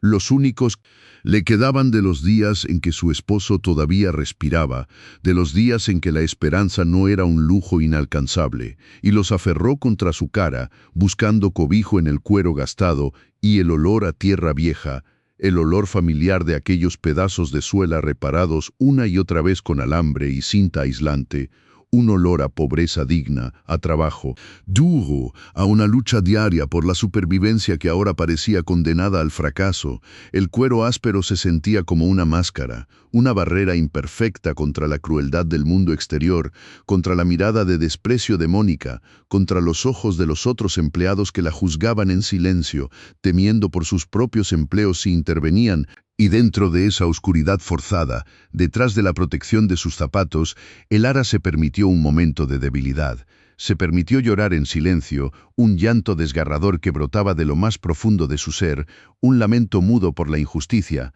por la memoria de su esposo, por el futuro incierto de su bebé, por la dignidad que se le estaba arrancando brutalmente, pedazo a pedazo, con cada insulto, con cada acusación de la gata muerta de hambre que era Mónica. Una mujer que no conocía el verdadero significado del hambre, del frío, de la desesperación. Las paredes de cemento de su diminuto cuarto en el sótano, siempre húmedas y frías, de repente se hicieron más pequeñas en su mente. La ventana minúscula por la que apenas se filtraba una luz grisácea se cerró del todo, y Elara se vio de nuevo en aquel autobús ruidoso, traqueteando sin parar, el motor vibrando bajo sus pies y un olor a diésel quemado que le raspaba la garganta, dejándola seca y dolorida, un viaje interminable desde Puebla, desde su barrio de tierra en las faldas del Popocatépetl, donde las casas de adobe temblaban cada vez que el volcán respiraba, donde el aire olía a leña quemada y a lluvia recién caída, donde el único lujo que conocía su familia era el sabor de unas memelas calientes con salsa de chile pasilla, un picante que le calentaba el alma, no solo el paladar, y la pobreza era una sombra constante que se aferraba a cada rincón, a cada pared agrietada, a cada prenda gastada, pero era una pobreza compartida, con la calidez de su gente, con las risas de los niños corriendo descalzos, con la solidaridad de los vecinos que se daban la mano cuando una desgracia golpeaba a alguien, pero la capital, ¡ay, la capital! Era un monstruo de concreto y cristal, un laberinto de asfalto y rascacielos que le absorbía el oxígeno de los pulmones, donde la indiferencia de las masas era más fría que el mármol más pulido de esta mansión, donde el rugir de los autobuses y el griterío de las multitudes la abrumaban, le perforaban los tímpanos, donde el aire olía a smog y a prisa, donde el frío se le metía hasta los huesos, un frío que no era de su tierra, sino un frío metálico y deshumanizador, que le calaba hasta el alma, y ella, apenas una jovencita con 20 años a cuestas, recién llegada, arrastrando una maleta remendada y un corazón lleno de un miedo tan grande que apenas podía contenerlo, con el eco de la promesa rota de su esposo, que había partido antes a buscar fortuna y había vuelto en un ataúd, su cuerpo roto por un andamio que se derrumbó sin piedad, sin un seguro médico que pudiera mitigar la tragedia. Solo le había dejado una deuda impagable y el recuerdo de un amor que ahora le parecía un sueño lejano e irrecuperable. Elara recordaba el sabor amargo del hambre en sus labios, una sensación que ninguna palabra podía describir con justicia. El nudo apretado en su estómago que a veces no aflojaba en días, la punzada constante que se volvía más aguda al pensar en su bebé, que entonces solo era un recién nacido, un ser diminuto y vulnerable que dependía completamente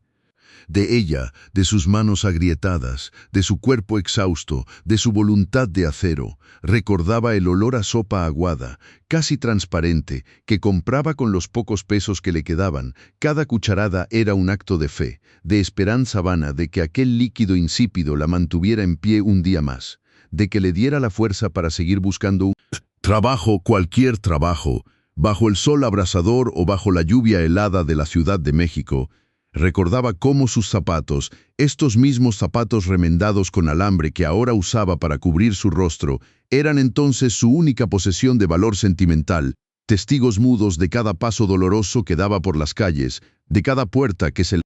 cerraba en la cara, de cada mirada de desprecio de aquellos que la veían como una igualada, una muerta de hambre más que venía a quitarles el poco aire que quedaba, y las lágrimas se le acumulaban en los ojos cada vez que pensaba en la noche en que no tuvo más remedio que envolver a su bebé en un viejo suéter raído, porque el frío del cuarto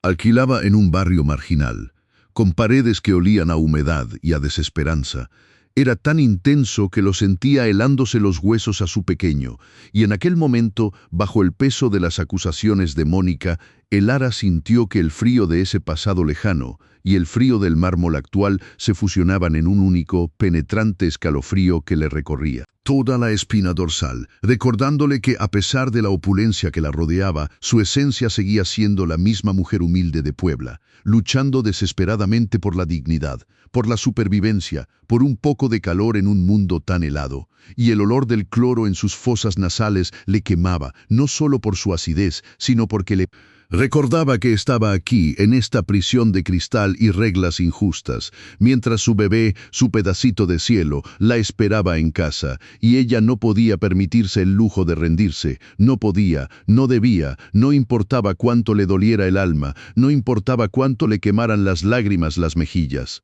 El aire en el inmenso salón se había vuelto tan tenso que parecía que en cualquier momento se iba a romper en 1000 pedazos. Un silencio opresivo que ni siquiera los jadeos de Elara o los tacones de Mónica se atrevían a perforar del todo, y justo en ese instante, en el pico más alto de la desesperación de Elara, cuando sus manos temblaban tanto que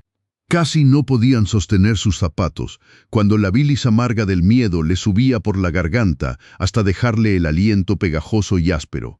El sonido sordo y metálico de un clic resonó en la distancia. Las enormes puertas dobles de madera maciza, labradas con intrincados detalles que solo un artesano experto podría haber creado, se abrieron de repente con un crujido grave que retumbó en todo el salón, un sonido tan inesperado, tan repentino, que hizo que Mónica diera un respingo, que los otros empleados se sobresaltaran y que el pequeño Mateo, escondido tras la cortina, se aferrara aún más fuerte a la seda, su pequeño corazón martilleándole contra las costillas como un tambor frenético. El aire exterior más fresco y cargado con el olor a escape de coche y a tierra mojada de un reciente chaparrón, se coló por la abertura, mezclándose con los aromas enrarecidos del interior, y por el umbral, recortada su silueta contra la luz tenue del atardecer que se colaba por los ventanales de la entrada, apareció la figura imponente de don Arturo, el dueño de la mansión, el patrón de todos y el progenitor del pequeño Mateo. Su presencia era como un golpe de viento helado que de repente irrumpía en un horno, cambiando por completo la temperatura y la atmósfera del lugar. Cada uno de sus movimientos era medido y preciso. No había prisa en su andar, sino una calma que se sentía más poderosa que cualquier grito, una autoridad innata que le envolvía como un aura invisible. Don Arturo, con su traje impecable de corte clásico que olía a limpieza y a éxito, avanzó unos pasos lentos sobre el mármol pulido. El sonido grave de sus zapatos de cuero, que no era el resonar hueco de la presunción de Mónica, sino un eco firme y seguro, llenó el silencio que Mónica había intentado dominar con sus gritos histéricos y sus tacones de guerra. Sus ojos, agudos y observadores como los de un águila, barrieron la escena con una rapidez asombrosa, una mirada que no se detuvo en ningún detalle, sino que lo absorbía todo: el caos desordenado de la situación, el rostro desencajado de Mónica que pasaba del enojo a un pálido terror en cuestión de segundos, la vista de los empleados, petrificados con el miedo clavado en sus rostros, y la imagen más desoladora de todas, la de Elara, su empleada más dedicada, la mujer que cuidaba a su hijo como si fuera suyo, arrodillada en el suelo, con el alma rota y el rostro oculto tras sus zapatos remendados con alambre. Un acto de humillación tan flagrante que le produjo una punzada de ira. Contenida en el pecho, un dolor agudo que no era físico, sino de una profunda decepción, de una rabia silenciosa que lo invadía, el olor a cloro y a Chanel, ahora mezclados con el inconfundible aroma a desastre y a injusticia, le golpeó las fosas nasales, una combinación que era tan nauseabunda como la escena que se presentaba ante sus ojos, una escena que gritaba a los cuatro vientos la maldad y la bajeza de Mónica, una mujer a la que él había entregado la confianza, el respeto, un lugar en su hogar, y que ahora se revelaba como una víbora ponzoñosa. El millonario don Arturo, un hombre que había construido su imperio desde cero, programando códigos en un cibercafé prestado, que valoraba la honestidad sobre todas las cosas, no pronunció ni una sola palabra. No hubo un grito, ni un reproche, ni una pregunta, solo un silencio contundente que pesaba más que 1000 discursos, un silencio que heló la sangre de Mónica hasta el tuétano, haciendo que un escalofrío gélido le recorriera la espalda, un frío que no tenía nada que ver con el aire que entraba por la puerta, sino con el fulgor indescifrable de los ojos de don Arturo, que parecían ver más allá de las apariencias, que parecían penetrar en las mentiras que Mónica había tejido con tanta crueldad. Su mandíbula se tensó imperceptiblemente, un solo músculo de su rostro se contrajo, revelando la furia contenida que ardía en su interior, pero su compostura se mantuvo inquebrantable, una calma que era más intimidante que cualquier arrebato, y con una determinación silenciosa, sin desviar la mirada de la escena por más de un segundo, sin dignarse a mirar directamente a Mónica. Como si ella fuera ya insignificante, se dio la vuelta y se dirigió directamente hacia el pasillo que conducía a su oficina privada. Sus pasos seguían siendo firmes, resonando con una autoridad innegable sobre el mármol, un sonido que prometía una resolución inminente, una justicia que ahora pendía como una espada de Damocles sobre la cabeza de Mónica. Y mientras don Arturo se alejaba, el pequeño Mateo, con un hilo de esperanza encendiéndose en su pecho, soltó un suspiro apenas audible detrás de la cortina, sus pequeños ojos aún fijos en la figura de Elara en el suelo, pero ahora con una chispa de fe, una fe en su padre, en la justicia que él siempre había representado, mientras el olor a Chanel de Mónica se volvía agrio, el olor a miedo. Mis amores, lo que van a escuchar hoy les va a helar la sangre y les va a hacer hervir el corazón de rabia, porque cuando don Arturo, con esa autoridad que le nacía desde los huesos, giró sobre sus talones y se dirigió hacia su oficina privada, el aire de la inmensa mansión de Polanco se cortó como con un cuchillo filoso, dejando un vacío denso,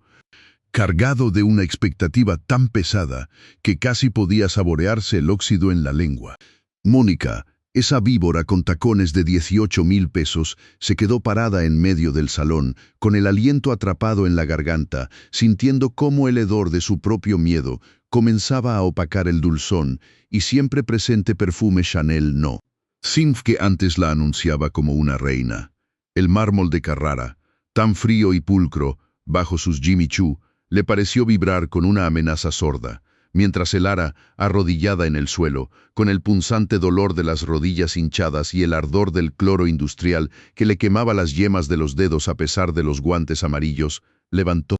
apenas la mirada, una chispa de una esperanza tan frágil como la tela que remendaba sus zapatos con alambre, naciendo en lo más profundo de su estómago, una esperanza que le dolía casi tanto como la desesperación que hasta entonces la había consumido,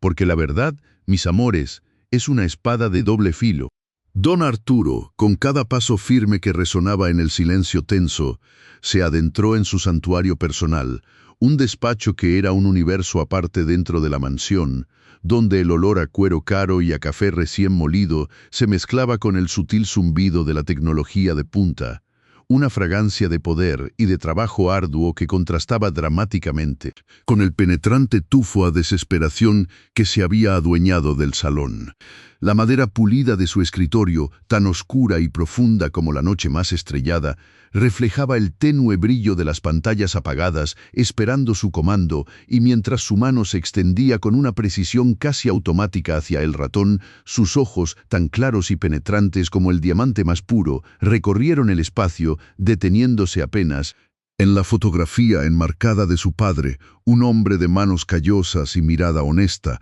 que le había enseñado desde niño que la verdad, por más amarga que fuera, era el único cimiento sólido sobre el cual se podía construir algo que realmente valiera la pena. Sus dedos se movieron con la agilidad de un cirujano experto, abriendo el sistema de seguridad encriptado, y el brillo azulado de la pantalla principal se encendió, iluminando su rostro con una luz fría, revelando cada línea de preocupación y de una contenida furia que le surcaba la frente, porque para él, que había levantado un imperio desde nada, desde aquellos días en que programaba líneas de código en un cibercafé prestado, sentado en una silla de plástico pegajosa con el constante olor a frituras baratas y sudor ajeno, la deshonestidad era el veneno más corrosivo, una traición a todo lo que él representaba.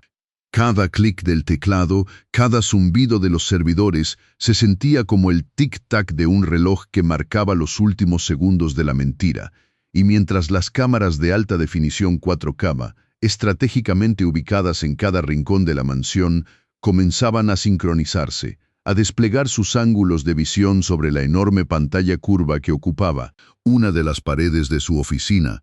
sus labios se apretaron en una línea delgada y dura, su mandíbula marcada por la resolución inquebrantable de un hombre que estaba a punto de desenterrar una verdad incómoda, pero necesaria. El silencio en el salón era tan denso que raspaba la garganta, tan absoluto que se podía oír el leve chirrido de las cortinas de seda francesa cuando una brisa caprichosa se colaba por los ventanales gigantes. Elara, aún sentada sobre sus talones, con las manos temblorosas aferradas a sus rodillas adoloridas, sentía un sudor frío recorrer su espalda, y el fuerte olor a cloro, que ya se había adherido a cada poro de su piel y a cada fibra de su ropa humilde, le evocaba no solo la limpieza forzada, sino también el ambiente de un hospital, una premonición amarga que le recordaba la sala de espera donde le dijeron que su esposo, el padre de su pequeño, el hombre que le había prometido un futuro de memelas calientes y un techo seguro en Puebla, ya no respiraría más. Su cuerpo destrozado bajo los escombros de una construcción de mármol que nunca alcanzaría.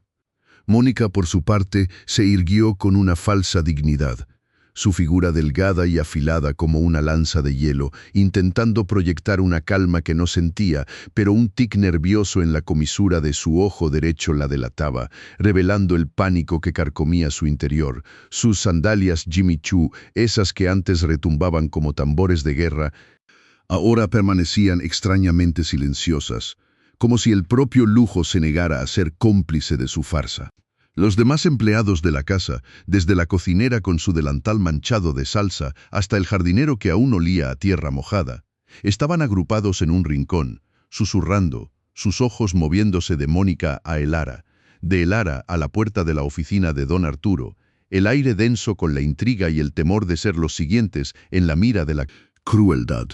De repente, la puerta del despacho de don Arturo se abrió con un leve chasquido, y su figura, imponente y serena, apareció en el umbral, llevando en su mano un pequeño control remoto. No dijo una palabra, sus ojos fijos en Mónica, una mirada que no era de ira descontrolada, sino de una profunda decepción que pesaba más que 1000 insultos. Con un gesto breve pero autoritario, señaló el gran salón y todos sintieron un escalofrío que les erizó la piel.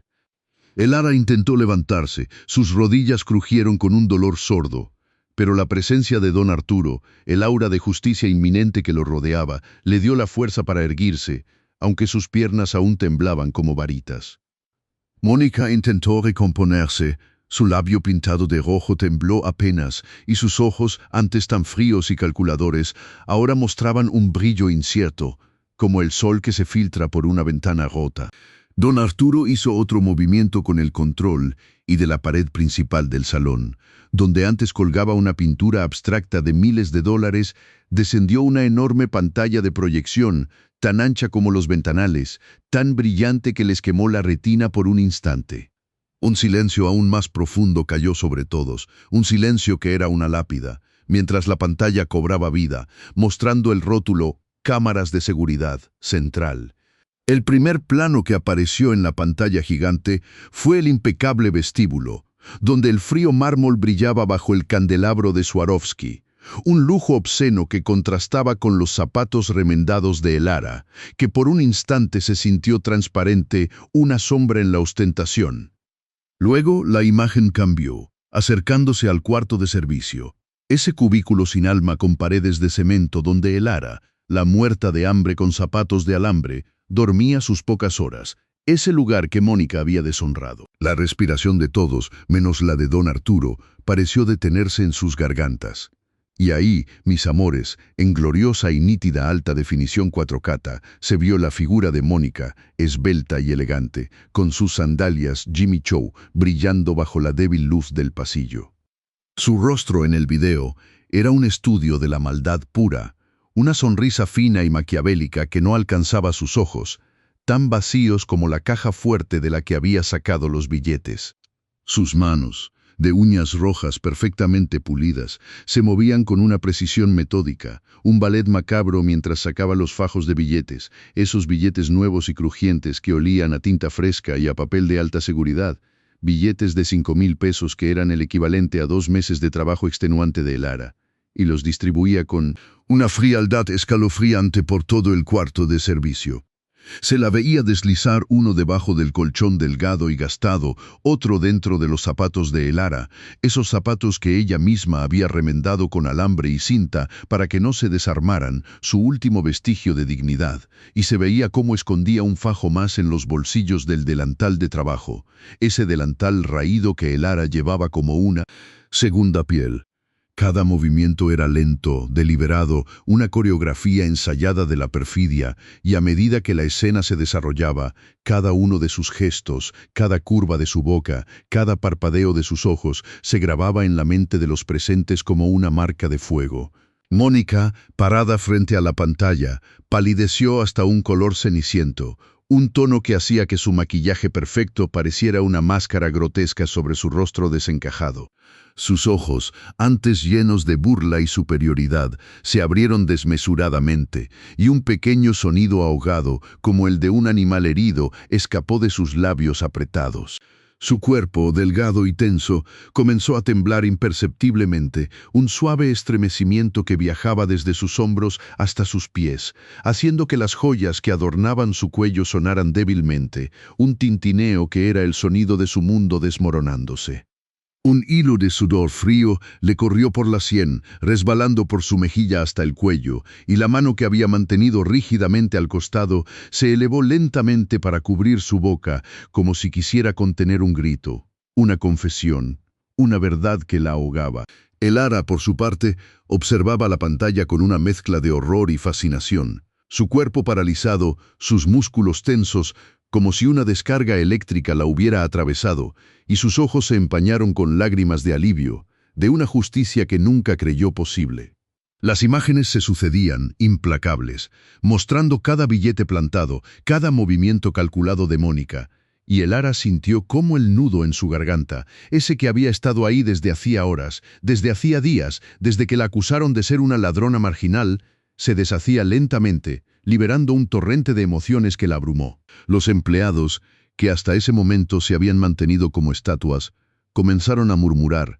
voces bajas y llenas de indignación, de asombro, de una rabia contenida, y las miradas se volvieron hacia Mónica, no ya con temor o respeto, sino con un desprecio crudo, un juicio que la quemaba como el ácido. La cocinera soltó un jadeo audible, y el jardinero, con su rostro curtido por el sol, apretó los puños, la ira brillando en sus ojos.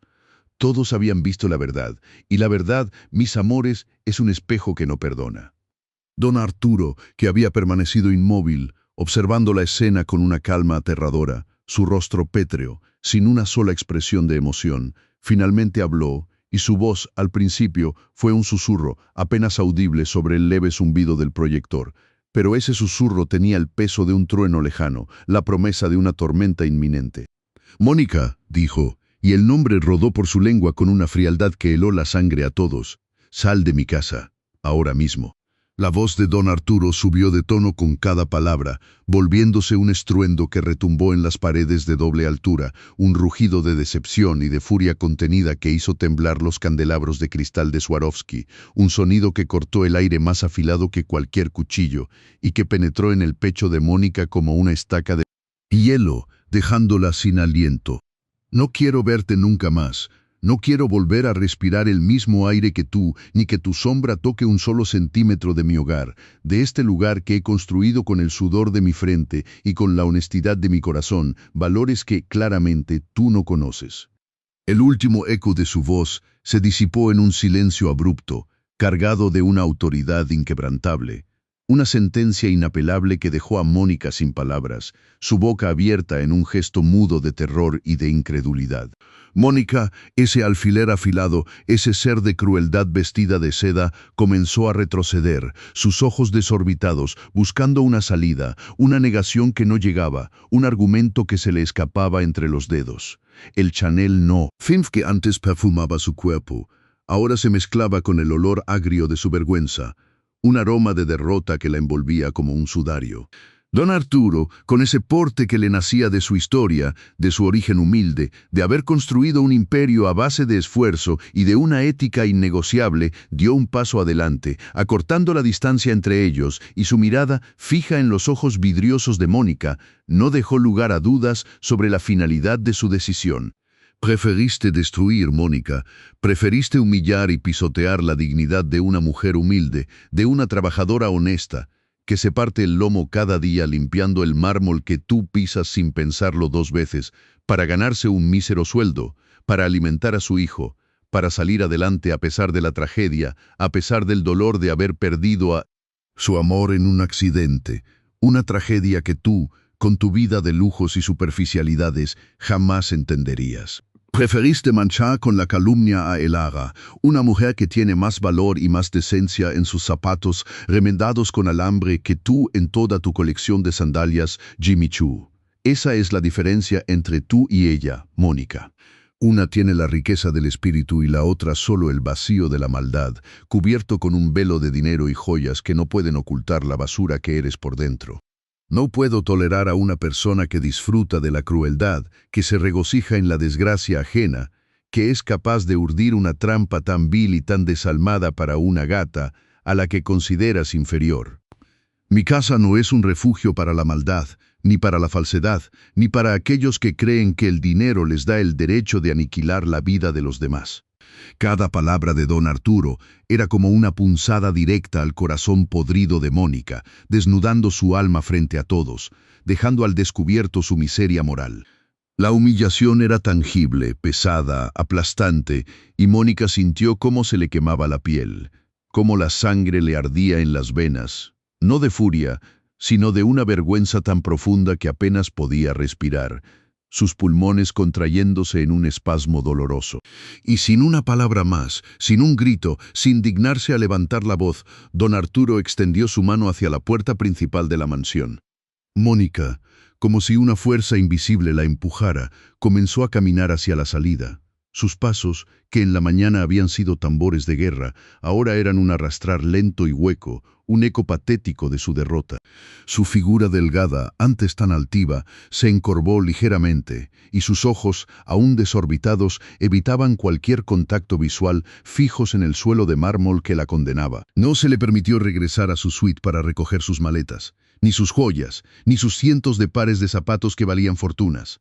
Don Arturo no le dio opción. La expulsaba con lo opuesto, con el atuendo que había usado para sembrar la discordia, como una serpiente expulsada del paraíso, despojada de su veneno y de su disfraz. Los empleados observaban en un silencio sepulcral, sus rostros una mezcla de horror y de una silenciosa vindicación, mientras Elara, todavía con lágrimas en los ojos, sentía el frío del mármol bajo sus manos, pero esta vez el frío no era de dolor, sino de una paz extraña, de una justicia que, por fin, había llegado. Mónica se acercó a la imponente puerta de caoba, con los hombros encogidos, y al cruzar el umbral, el sonido de sus sandalias Jimmy Choo de plataforma, que habían anunciado su presencia con tanta arrogancia, no hizo más que un suave clic-clac, un murmullo sin fuerza, un gemido de derrota que se perdió en la inmensidad de la noche, mientras la pesada puerta se cerraba detrás de ella con un golpe final, sellando su destino en el olvido. Mis amores, el lujo sin valores es solo un envoltorio vacío, y la maldad, tarde o temprano, encuentra su propia oscuridad para devorarse. Mis amores, lo que van a escuchar hoy les va a helar la sangre y les va a hacer hervir el corazón de rabia, porque si creían que el infierno estaba allá abajo, se equivocaban. El infierno, mis amores, a veces se viste de seda francesa y huele a perfume caro y tiene el sonido hueco de unos tacones de 18,000 pesos resonando sobre mármol de Carrara, un sonido que ahora se había desvanecido como el aliento fétido de una víbora traicionera. Mónica, la descarada, la víbora de jardín que se creía reina, salió de esa casa con el orgullo hecho trizas. Sus Jimmy Choo ahora pisaban el asfalto frío y crudo de Polanco, un mundo tan lejano de las alfombras persas y los candelabros de cristal que la habían envuelto por un tiempo efímero, un efímero que ella misma se encargó de destruir con su avaricia.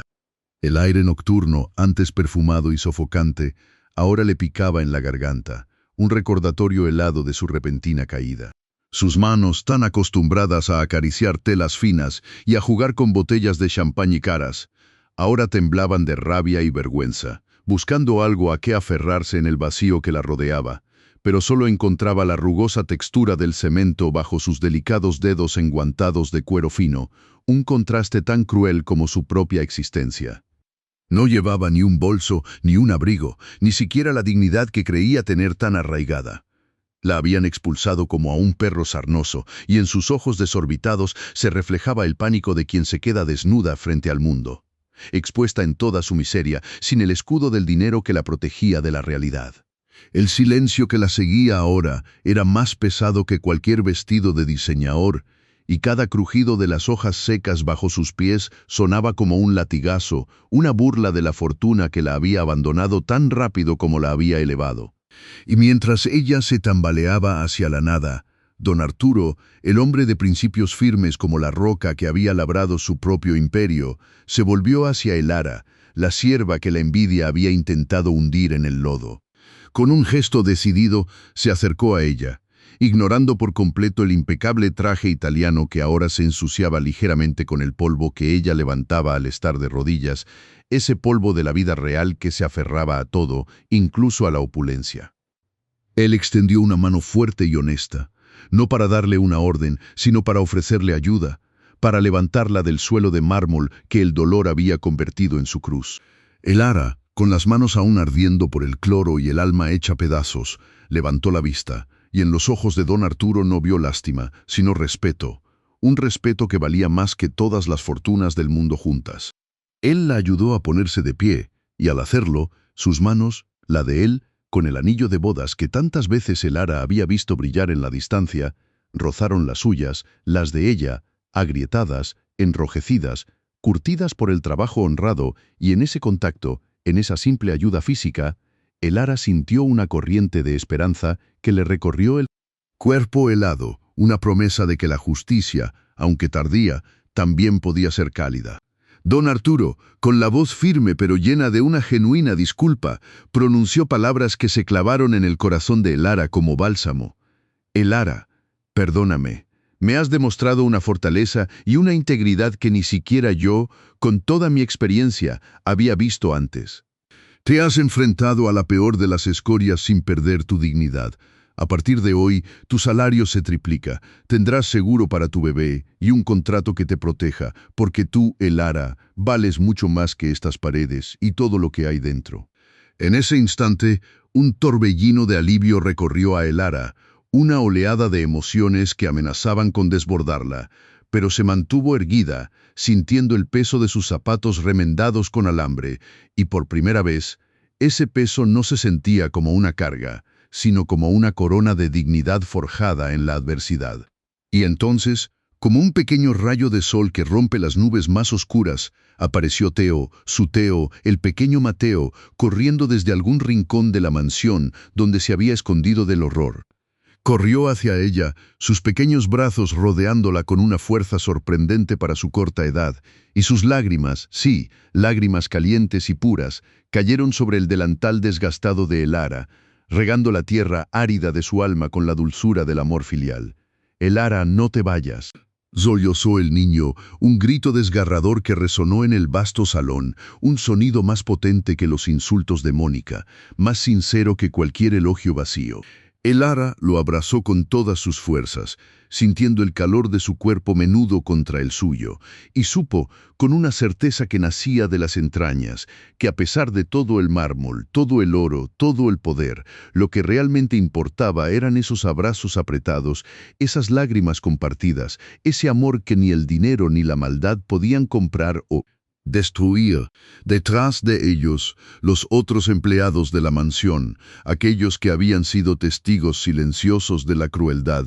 comenzaron a aplaudir, un murmullo que pronto se convirtió en un coro de aprobación, un reconocimiento sincero a la virtud que había prevalecido, rompiendo el silencio opresivo que Mónica había impuesto. Las manos que antes temblaban por el miedo, ahora aplaudían con la fuerza de la justicia que se había impartido. Elara, aún con el niño en brazos, se dirigió hacia uno de los opulentos espejos de cuerpo entero que adornaban los pasillos, un espejo que tantas veces había visto reflejar la elegancia ajena, la opulencia sin alma. Al mirarse, no vio a la piojosa, a la gata muerta de hambre que Mónica había intentado pintar. Vio a Elara, una mujer que, a pesar de las cicatrices, a pesar de las deudas, a pesar de la pérdida de su esposo, en ese maldito andamio sin seguro, seguía en pie. Se acomodó los zapatos remendados con alambre, y en ese gesto cotidiano, ese ritual de cada mañana para enfrentar el mundo, el alambre desgastado pareció brillar, reflejando la luz del candelabro como si fueran pequeñas coronas de oro, como si fueran la prueba tangible de su resiliencia, de su valor, de su alma inquebrantable. Esos zapatos, que habían sido el objeto de tantas burlas, ahora eran el símbolo de su victoria, la metáfora perfecta de que la verdadera riqueza no reside en lo que uno posee, sino en cómo uno se sobrepone a la pobreza, a la adversidad, a la crueldad. Porque mis amores, esto es lo que quiero que se les grabe a fuego en el alma. Esto es el verdadero karma, la justicia divina que a veces tarda en llegar, pero que llega, y llega con fuerza para destrozar la vanidad y la mentira. La dignidad de los humildes, esa que se construye día a día con sudor y sacrificio, es un tesoro que nadie les puede arrebatar. No importa cuántos millones tengan los otros, no importa cuántas sandalias caras o cuántos vestidos de marca exhiban. Elara, con sus manos agrietadas y sus rodillas marcadas por el roce constante con el mármol frío, representaba la fortaleza de la tierra, la tenacidad de la raíz que se aferra a pesar de las tormentas. Ella, que venía de Puebla, de un barrio donde las casas temblaban al compás del volcán que respiraba fuego, Conocía el verdadero significado de la fragilidad y de la fuerza, de cómo la vida puede ser un albur constante, pero también de cómo el espíritu humano puede ser más resistente que cualquier roca volcánica. El valor real no está en el brillo superficial de los diamantes o en el rugir de unos tacones sobre el suelo. Está en la honestidad que te permite dormir tranquila por la noche, en la bondad que te impulsa a ayudar a un niño desnutrido, en la fuerza de voluntad que te levanta de las rodillas y te hace seguir adelante, incluso cuando el mundo entero parece querer aplastarte. Esos zapatos remendados con alambre, mis amores, valen más que todos los lujos del mundo porque cuentan una historia de lucha, de supervivencia, de amor incondicional, de una mujer que prefirió la miseria honrada a la riqueza manchada. Mónica, con sus 18,000 pesos en los pies, terminó en la calle, sin nada, porque su alma era tan vacía como su cuenta bancaria se sentía ahora, mientras Elara, con sus zapatos rotos, se levantaba más rica, más fuerte, más digna, rodeada del cariño de su hijo y del respeto de quienes la rodeaban. El karma, mis amores, es así de implacable y de justo, siempre tiene la última palabra, y esa palabra, para los que viven en la verdad y la humildad, siempre es una victoria. Porque recuerden, mis amores, la verdadera elegancia reside en el alma, y la verdadera riqueza se mide en el amor que uno siembra y en la dignidad con la que uno enfrenta la vida, no en el precio de los zapatos que uno calza.